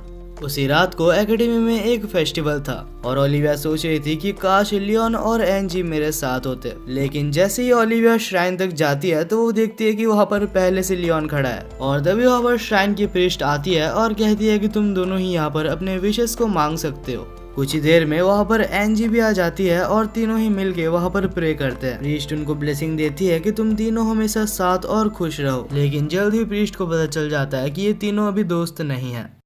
अगली सुबह में दिखाया जाता है कि लियोन बाहर खड़ा हुआ था कि तभी वहाँ पर लियोन के पास एक नोबल जिसका नाम क्रिस था वो आता है और लियोन से कहता है कि हमें एक कॉम्बैट फाइट करना चाहिए, क्योंकि मुझे सुनने में आया कि तुमने शिप में ब्रैड को हरा के मरी के बारे में मजाक उड़ाया था। तब लियोन कहता है कि मुझे पता है तुम एक स्वॉर्ड्समैन हो, और जहाँ तक मरी की बात है तो मैं अभी भी कहता हूँ कि उस बेकार दिखने वाली लड़की से मुझे कोई भी काम नहीं है। और इसके बाद ही जैसे वो लोग गुस्सा होकर बहस कर रहे होते हैं तभी एयरशिप का अलार्म बजता है और अचानक से बहुत सारे अलग अलग टाइप के बहुत ही डेंजरस मॉन्स्टर्स उनके तरफ हमला करने के लिए आने लगते हैं। और जैसे ही लियोन उन एयरशिप्स को देखता है तो उन एयरशिप्स के सामने लोगों को देख के वो समझ जाता है कि ये जो हमला हो रहा है वो फेनस किंगडम की तरफ से हो रहा है। बहुत समय पहले फेनस किंगडम भी इसी कंट्री का एक हिस्सा हुआ करता था, लेकिन एक लड़ाई के चलते वो लोग डिसाइड करते हैं कि वो लोग अलग रहेंगे। लियोन ये गेम खेल चुका है और उसे पता था कि ये हमला होने वाला है, लेकिन उसे समझ नहीं आता कि आखिर ये हमला अभी क्यों हो रहा है, क्योंकि गेम के हिसाब से इस हमले को 3 महीने बाद होना चाहिए था। इससे पहले कि लियोन सिस्टम को कुछ भी बोल पाता और लड़ने के लिए जा पाता, हम लोग देखते हैं कि फेनोस किंगडम की प्रिंसेस लियोन को ही देख रही थी। वेल इस प्रिंसेस का नाम हमें सेरा बताया जाता है। कुछ ही देर में वहाँ पर एंजी और ओलिविया भी आ जाते हैं और ये देख के कि फैनोस किंगडम ने उनके ऊपर हमला किया है वो खुद भी चौंक जाते हैं। तब सेरा एक बहुत ही बड़ा अनाउंसमेंट करती है और कहती है कि तुम सबको 1 घंटे का टाइम दिया जाता है, जो सरेंडर करना चाहता है उसकी जान को बख्श दिया जाएगा, और अगर किसी ने मना किया तो इतनी बड़ी आर्मी को फेस करने के लिए रेडी रहना। तब वहाँ पर नीचे बहुत सारे सोल्जर्स हमें दिखाए जाते हैं और तभी एंजी बोलती है कि रुक जाओ, मुझे पता है कि तुम लोग मेरे लिए आए हो तो मैं तुम्हारे साथ जाने के लिए रेडी हूँ, लेकिन यहाँ के सिटीजन्स को बिल्कुल भी हार्म मत पहुँचाना। और ये कहकर एंजी उनके साथ जाने लगती है। लियोन उसको रोकने की कोशिश करता है लेकिन बहुत सारे सीनियर सिटीजन्स उसको रोक देते हैं क्योंकि एंजी के लाइफ से ज्यादा उन्हें खुद की लाइफ की चिंता है। और ये देख के कि वहाँ पर लियोन हीरो बनने की कोशिश कर रहा है, वहाँ का वॉइस कमांडर लियोन के पास आता है और कहता है कि अपने काम से काम रखो बच्चे, वरना तुम मार दिए जाओगे। और जब ओलिविया देखती है कि लियोन के साथ ऐसा बिहेव हो रहा है तब वो कहती है कि रुक जाओ, तुम ऐसा नहीं कर सकते। तब ओलिविया को सबक सिखाने के लिए वहाँ पर एक सीनियर स्टूडेंट आती है और उसको मारते हुए कहती है कि तुम्हारा मुंह बंद रखो। और दूसरी तरफ एंजी को प्रिंसेस सेरा के पास ले जाया जाता है। प्रिंसेस सेरा एंजी को कहती है कि अच्छा हुआ तुम यहाँ पर आ गई, क्योंकि एंजी अभी तुम्हारा यूज करके हम तुम्हारी कंट्री को पूरी तरीके से तबाह करने वाले हैं। दूसरे सीन में हम क्रिस को देखते हैं जो कि एकेडमी में हॉल पे सारे स्टूडेंट्स को जमा करता है और वहाँ पर एक मोटिवेशनल स्पीच देने की कोशिश करता है ताकि सारे स्टूडेंट्स खुद ब खुद अपने आप को प्रोटेक्ट कर सके। लेकिन क्योंकि वो क्रिस था और उसकी इमेज बहुत ही ज्यादा नीचे गिर चुकी थी, इसीलिए वहाँ के सारे स्टूडेंट्स कहते हैं कि जाओ और मरी के पास जाके रोते रहो, तुम्हारी बात कोई भी नहीं सुनने वाला। और ये देख के वहाँ पर लियोन आता है एक गन के साथ और फायर करते हुए कहता है कि जो भी फाइट नहीं करेगा वो मारा जाएगा। तुम लोग बस नोबल के नाम पे एक धब्बा हो, क्योंकि तुम लोग कुछ भी नहीं कर सकते और ये पूरी तरीके से तुम्हारी मर्जी है कि तुम फाइट करना चाहते हो नहीं, लेकिन अगर तुम फाइट नहीं करोगे तो तुम मारे जाओगे। और जब वहाँ के स्टूडेंट्स लियोन की बातें सुनते हैं तो वहाँ पर एक सीनियर गर्ल जो कि स्टेज में आती है, वो आकर कहती है कि आखिर तुम्हारा हिम्मत कैसे हुआ कि तुम हमको ऐसा बोल सको, क्या तुम्हें लगता है कि हम अपनी सुरक्षा भी नहीं कर सकते। और ये कहकर वो अपने मैजिक एलिमेंट्स को दिखाने लगते हैं और इसका एक ही मतलब हुआ कि वो सारे लोग लड़ने के लिए बिल्कुल तैयार थे। और ये देखकर क्रिस लियोन से कहता है कि तुम्हारा बहुत बहुत शुक्रिया, मुझे लगा था कि ये लोग मेरे बात कभी भी नहीं मानेंगे। दूसरे सीन में हम लियोन को देखते हैं जो कि अपने सिस्टम और फाइटर जेट के साथ लड़ाई में उतरने के लिए बिल्कुल तैयार था, लेकिन फाइट में जाने से पहले ओलिविया उसका हाथ पकड़ दिया है और कहती है कि लियोन मुझसे प्रॉमिस करो कि तुम जिंदा वापस आओगे, क्योंकि ऐसे बहुत सारे बातें हैं जो कि मुझे तुम्हारे साथ करनी है। दूसरी तरफ हमें सीरा को दिखाया जाता है जो कि सारे मॉन्स्टर्स को एक फ्लूट की मदद से कंट्रोल कर रही होती है और हमारा लियोन अपने जेट में बैठ के सारे मॉन्स्टर्स को मारते हुए आगे बढ़ रहा होता है। वहीं पर क्रिस लियोन को देख के काफी ज्यादा खुश था और बाकी सारे अपने रोबोट्स को लेके लड़ने के लिए तैयार हो रहा था। और साथ ही में सारे स्टूडेंट्स अपने एकेडमी को प्रोटेक्ट करने के लिए मैजिकल बैरियर बना के लियोन की हेल्प करते हैं। वहीं पर शिप के अंदर से एंजी लियोन को देख रही होती है और सोच रही होती है कि लियोन कितने अच्छे से लड़ सकता है। हालांकि सीरा कितने भी मॉन्स्टर्स को लियोन की तरफ भेज दे, लियोन उनको बहुत ही आराम से मार रहा था। तब एंजी बोलती है कि अगर तुम्हें लगता है कि तुम लियोन को हरा सकती हो तो भूल जाओ, क्योंकि लियोन हमारे किंगडम का सबसे ज्यादा स्ट्रॉन्गेस्ट फाइटर है। दूसरी तरफ सारे स्टूडेंट्स और साथ ही में क्रिस उनके रोबोट्स के साथ बहुत ही मुश्किल से लड़ रहे होते हैं और ओलिविया खाली नहीं बैठी थी, जो भी इंजर्ड हो रहे थे सबको वो हील कर रही होती है। हालांकि वो नोटिस करती है कि बहुत सारे एयर कैनन्स उनके शिप की तरफ बढ़ रहे थे और अगर उनके एयरशिप को कोई बचा सकता था तो वो ओलिविया ही है। तब अचानक से ओलिविया का डिवाइन पावर एक्टिवेट हो जाता है और पूरे एयरशिप के चारों तरफ एक गोल्डन शील्ड बन जाता है, जिससे कि कोई भी एयर कैनन्स शिप को डिस्ट्रॉय नहीं कर सकते। और यहाँ तक कि उन शील्ड के अंदर से कुछ अटैक्स होते हैं जो कि उन मॉन्स्टर्स को भी मार देते हैं। और ये पावर देख के फाइनली लियोन को बहुत ज्यादा खुशी होती है, क्योंकि ओलिविया ये पावर डिजर्व करती है। वहीं पर लियोन अपने जेट के नाइट्रोस को ऑन करता है और सीधा मदरशिप के अंदर चला जाता है। वहीं पे मदरशिप के अंदर बैठ के वहाँ का वॉइस कमांडर बात कर रहा होता है कि हमारे सोल्जर्स काफी स्ट्रांग है और वो पक्का लियोन को हरा देंगे। वो ये सब बातें कर ही रहा होता है कि तभी पीछे से लियोन शिप को तोड़ते हुए बाहर आता है और अपने जेट के मदद से वहाँ पर मौजूद सारे सोल्जर्स और वाइस कैप्टन को भी नॉकआउट कर देता है और अपने शॉटगन को प्रिंसेस सीरा के तरफ पॉइंट आउट करते हुए कहता है कि सरेंडर कर दो। और तभी लियोन प्रिंसेस के पीछे मेट को शूट करके उसके पास से उस फ्लूट को ले लेता है और इससे पहले कि वो शिप पूरी तरीके से टूट जाता है, लियोन एंजी को अपने जेट में बैठाता है और वहाँ से निकल जाता है। और एंजी लियोन के पीछे बैठ के हंस रही होती है, क्योंकि उसे वो सारे पुराने पल याद आ रहे होते हैं जो कि उसने लियोन के साथ बिताए हैं। वहीं पर जब वाइस कैप्टन को होश आता है तो उसे ये सब देख के काफी ज्यादा गुस्सा आता है और वो प्रिंसेस सीरा के आखिरी माना को यूज करके सारे मॉन्स्टर्स को उनके स्पेसशिप की तरफ भेज देता है। ये देख के कि इतने सारे मॉन्स्टर्स उनके स्पेसशिप की तरफ आ रहे हैं, लियोन को समझ नहीं आता कि आखिर उसे क्या करना चाहिए, क्योंकि वो नहीं चाहता कि ओलिविया अपनी बची कुची माना को यूज करके फिर से इतना बड़ा प्रोटेक्शन स्पेल बनाए। तो लियोन अपने जेट में बैठ के सारे मॉन्स्टर्स को हराने के लिए वहीं पर निकल जाता है। वहाँ एनजी सोच रही होती है कि वो लियोन को हेल्प करने के लिए क्या कर सकती है और तब एनजी अपने एम्बर अटैक की मदद से वहाँ पर मौजूद सारे मॉन्स्टर्स को धीरे धीरे जलाने लगती है। और अपना काम खत्म करने के बाद एनजी ओलिविया की तरफ जाती है और उसे पूछती है तो क्या तुम ठीक हो। तब ओलिविया कहती है कि तुम दोनों इतने मेहनत से लड़ रहे थे और मैं कुछ भी मदद नहीं कर पाई। तब एनजी कहती है कि तुम्हारे शील्ड ने हमारे पूरे शिप को बचाया है और अगर आज तुम नहीं होती तो शायद ही हम इस मैच को जीत पाते। और अब इतने टाइम बाद फाइनली इनकी दोस्ती फिर से हो जाती है और इससे पहले कि वो लोग शिप से निकल पाते एक कैनन आके उस शिप में टकराता है और वो शिप इतने जोर से हिलता है कि एनजी उस शिप से नीचे गिरने वाली थी, लेकिन सही टाइम पे ओलिविया उसको पकड़ लेती है। एनजी कहती है कि मुझे छोड़ दो वरना तुम भी मेरे साथ गिर जाओगी। तब ओलिविया कहती है कि तुमने मुझे अपना बेस्ट फ्रेंड बोला है और अगर मैं तुम्हें भी छोड़ दूं तो हमारी दोस्ती किस काम की। और तभी एक और कैनन आके शिप से टकराता है और उन दोनों की ही प्लेसेस चेंज हो जाती है। ओलिविया नीचे गिर रही थी लेकिन सही टाइम पे लियोन आता है और उसको बचा लेता है। वेल ओलिविया अभी लियोन के गोद में थी लेकिन ओलिविया को काफी ज्यादा अच्छा लग रहा था। तब लियोन ओलिविया से कहता है कि ओलिविया मेरे से काफी अच्छे अच्छे लड़के तुम्हें मिल जाएंगे, पर ओलिविया लियोन के ऊपर चिल्लाती है और कहती है कि चुप रहो, क्या तुम्हें अभी तक समझ नहीं आया लियोन कि मैं तुम्हें पसंद करती हूँ। और ये सुन के लियोन कुछ भी नहीं बोल पाता और बिल्कुल ही चुप हो जाता है और ओलिविया को वापस शिप में छोड़ के आ जाता है। वेल ओलिविया को जिंदा देख के एनजी काफी ज्यादा खुश थी लेकिन लियोन का काम अभी तक खत्म नहीं हुआ था। लियोन सिस्टम से कह के अपने प्राइवेट जेट को वहाँ पर समन करता है और लियोन के प्राइवेट एयरशिप के लेजर्स के मदद से वो एनिमी के 2 मेन एयरशिप्स को डिस्ट्रॉय करने में कामयाब रहता है। और अब लियोन अपने रास्तों में आने वाले सारे खतरों को एलिमिनेट करने के लिए पूरी तरीके से रेडी है। और ये देख के कि एक टीनेजर उनके शिप्स को डिस्ट्रॉय कर रहा है, उनका वाइस कैप्टन काफी ज्यादा फ्रस्ट्रेटेड हो जाता है और अपने सबसे ज्यादा स्ट्रॉन्गेस्ट वॉरियर को निकालता है जिसका नाम द ब्लैक नाइट है।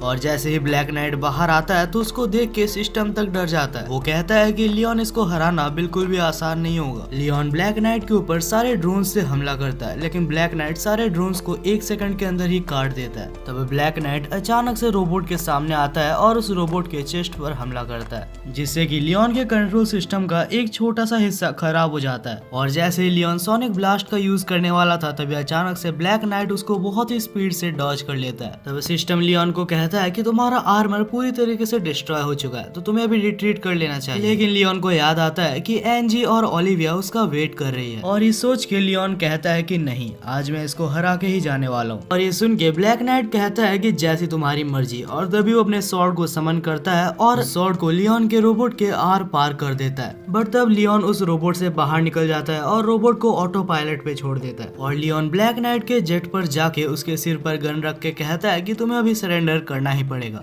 और फाइनली वाइस कैप्टन और ब्लैक नाइट को जेल के अंदर बंद कर दिया जाता है। हालांकि वो लोग प्रिंसेस को नहीं पकड़ सकते क्योंकि वो एक हाई रैंक्ड नोबल है। अगले सीन में हमें फाइनली दिखाया जाता है कि ओलिविया और एनजी शांति से सो रहे थे और इसी के साथ फाइनली हमारा ये सीजन 1 खत्म होता है। वेल ये एनीमे मुझे जैसा लगा था उससे ये काफी ज्यादा डिफरेंट था। और गाइस अगर आपको ये एनीमे पसंद आया तो मेरे को इतना बता के जरूर जाना कि आप इस एनीमे को कितना रेटिंग देना चाहोगे। अगर मेरी बात करोगे तो मैं इसको 8/10 की रेटिंग देता हूँ। और यार इस वीडियो को अपलोड करने में मेरे को काफी ज्यादा देरी हो गया, सो सॉरी गाइज। लेकिन अगर आपको ये वीडियो पसंद आया तो आप एक लाइक और सब्सक्राइब तो यार जरूर से कर देना और यार वीडियो को जरूर से हाइप भी कर देना। तब तक के लिए मिलते हैं एक और नए वीडियो में।